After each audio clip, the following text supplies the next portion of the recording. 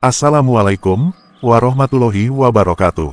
Saudaraku, hanya yang istiqomah menjalankan amaliyah, yang akan memetik buah karomah, kemuliaan dunia akhirat.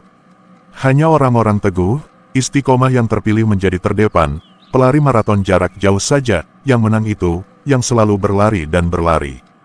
Kita yang menjalankan amaliyah itu, hanya yang istiqomah, yang akan memetik buah karomah, kemuliaan dunia akhirat.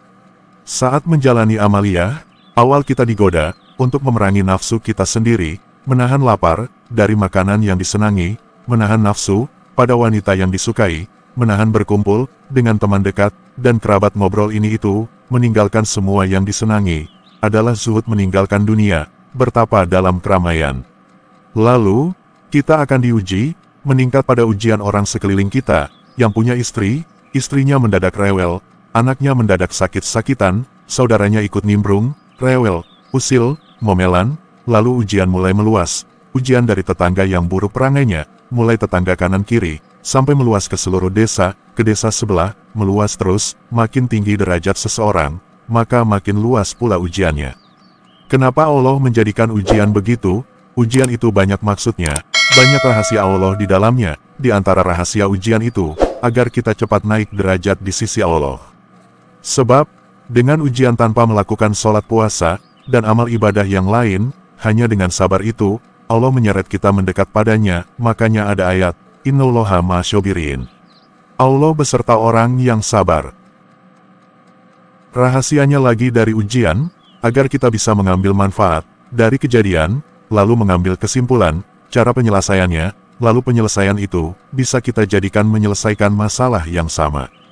Juga dari ujian itu, kita bisa menjadi tangguh dan kukuh, kuat tak mudah runtuh, jika menghadapi terpaan badai yang lebih berat. Setelah ujian kita selesaikan, Allah lantas mendatangkan banyak orang lain, yang punya masalah, didatangkan pada kita, untuk kita bisa menyelesaikannya, tandanya kita telah diberi hikmah, kebijakan menyelesaikan masalah.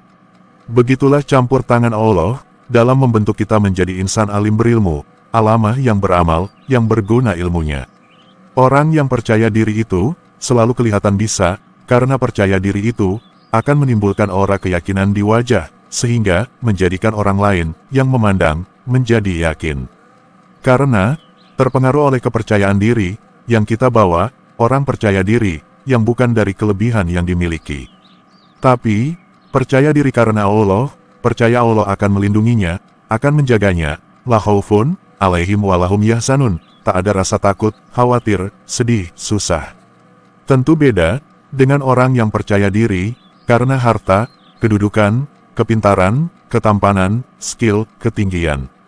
Berhati-hatilah dengan bahayanya hati, yang mulai mengeras dan mati, sering tanpa kita sadari, pelan tapi pasti, kita dijauhkan dari tempat majelis-majelis dzikir, dengan berbagai alasan kesibukan, entah urusan pekerjaan, badan capek, akhirnya berat menjalankan dzikir, hati mulai sering gundah, mudah marah, dan tidak jelas masalahnya. Itu tanda hati mulai gersang, dan lama-lama mengeras, dan mati. Tak ubahnya sebuah tanah, jika tanah itu tak ada unsur air, tanah menjadi gersang, dan tak ada tanaman yang tumbuh di atasnya.